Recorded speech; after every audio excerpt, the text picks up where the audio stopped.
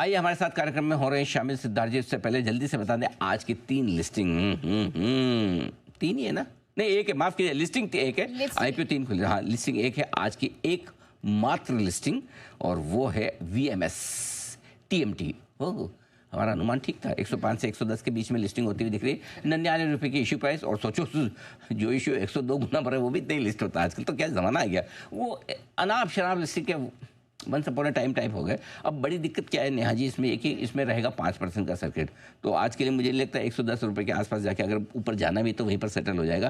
तो ये है आपके लिए वीएमएस की लिस्टिंग, बिल्कुल उम्मीद के मुताबिक। तो ये आप ध्यान में रखिएगा आज के लिए। आइए सिद्धार्थ जी तैयार, बिल्कुल तैयार। सिट की सिट सिद्धार्थ जी बताइए सर, इस हफ्ते की theme. Good morning Anil ji, good morning Neha ji, good morning सारे दर्शकों को और पैनलिस्ट को। अनिल जी, आज की थीम ऐसा है कि क्रेडिट के ऊपर है और ये एनबीएफसी स्पेस से जुड़ा हुआ थीम है और थीम का नाम है क्रेडिट कैटलिस्ट। क्योंकि जितने एनबीएफसी क्रेडिट देती है ये बहुत बड़ा कैटलिस्ट बनता है ग्रोथ के लिए। तो आज एनबीएफसी का थीम लेके आए हूं, क्रेडिट कैटलिस्ट। FY26 में एनबीएफसी स्पेस ने क्रेडिट ग्रोथ की बात करूं तो 15 से 17% का अभी तक देखा गया है, जबकि बैंकों का क्रेडिट ग्रोथ देखा गया है 11 से 12% का। Rate cut, CRR cut by RBI, ये सब एनबीएफसी स्पेस के लिए एकदम स्वीट स्पॉट है। निम्स स्ट्रांग हो सकते हैं, इंप्रूव हो सकते हैं सेकेंड हाफ ऑफ FY26 में। अच्छे मॉनसून, रूरल डिमांड, ये सब कुछ रिटेल लोन के लिए बहुत अच्छा साबित होता है। एमएसएमई जो एक एनबीएफसी स्पेस काफी बड़ा केटर करता है एमएसएमई सेगमेंट को, ये 20% से ग्रो होने की उम्मीद है FY26 में। एनबीएफसी स्पेस अर्निंग वैल्यूएशन के हिसाब से बेहतर इंप्रूव हो सकता है। वैल्यूएशंस भी थोड़े से रिलेटिवली चीपर है। ईजिंग ऑफ प्रोविजनिंग भी जो इंफ्रा प्रोजेक्ट्स के लिए हुआ है, ये भी एक पॉजिटिव खबर है एनबीएफसी स्पेस के लिए। तो आज का थीम है क्रेडिट के ऊपर और credit catalyst NBFC space. FC space action दिखाई दे रहा है सिद्धार्थ जी को, और क्रेडिट कैटलिस्ट ये थीम सिट के एसआईपी में इस हफ्ते लेकर आए हैं। सिद्धार्थ जी बताइए कौन कौन से स्टॉक्स पसंद आ रहे हैं और कितनी मात्रा में, कितने प्रोपोर्शन में रखना है? बिल्कुल नेहा, 4 कंपनियों को खरीदना है, इक्वल प्रोपोर्शन में खरीदना है। और ये जो लिस्ट है ये शॉर्ट टर्म के लिए, 3 से 6 महीने के लिए, 6-12 महीने के लिए नहीं, क्योंकि किसी में टारगेट्स भी थोड़े कम है, वो हम फिर से रिवीजन ला सकते हैं।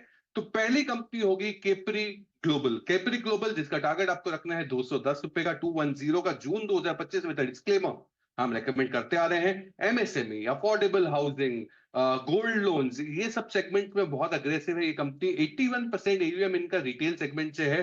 पहले तिमाही के एयूएम 42% से बढ़ते हुए दिखे। गोल्ड लोन 69% से ग्रो हो रहे हैं। हाउसिंग लोन एक्सपैंड कर रहा है। गोल्ड लोन की अगर बात करें तो 18 से 20% का सीएजीआर ग्रोथ की उम्मीद है बिजनेस की।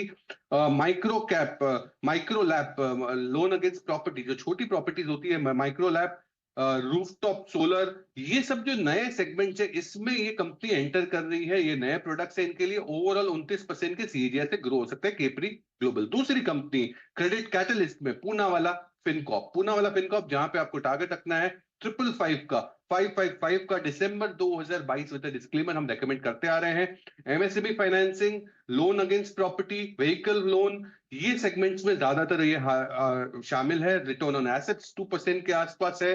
Q1 के यूएम भी 50% से ज्यादा बढ़ते हुए दिखे। 1500 करोड़ का इक्विटी इन्फ्यूजन किया गया है अभी, जो फ्यूचर एक्सपेंशन के लिए यूज किया जा सकता है। गोल्ड लोन बिजनेस में एक्सपैंड कर रहे हैं, जहां पे वो 400 ब्रांच बनाने की योजना रख रहे हैं FY26 में।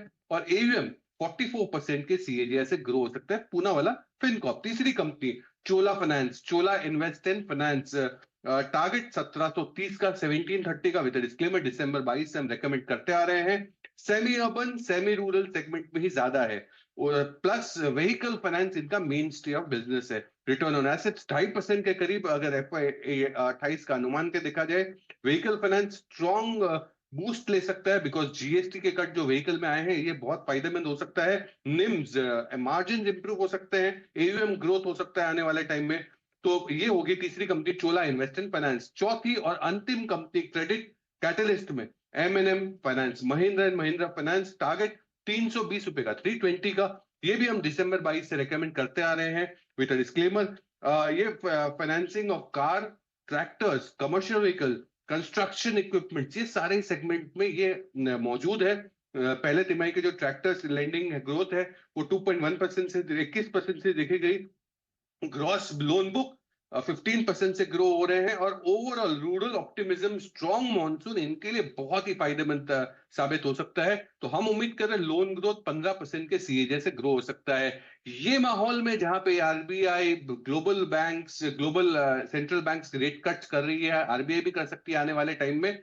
NBFC is at the sweet spot. 3 से 6 महीने के पर्सपेक्टिव से आप ये क्रेडिट कैटलिस्ट को खरीद सकते हैं। बिल्कुल परफेक्ट थीम, परफेक्ट समय पर लेकर आए हैं सिद्धार्थ जी। क्रेडिट कैटलिस्ट, सारे लेवल्स और स्टॉक्स आपके सामने हैं।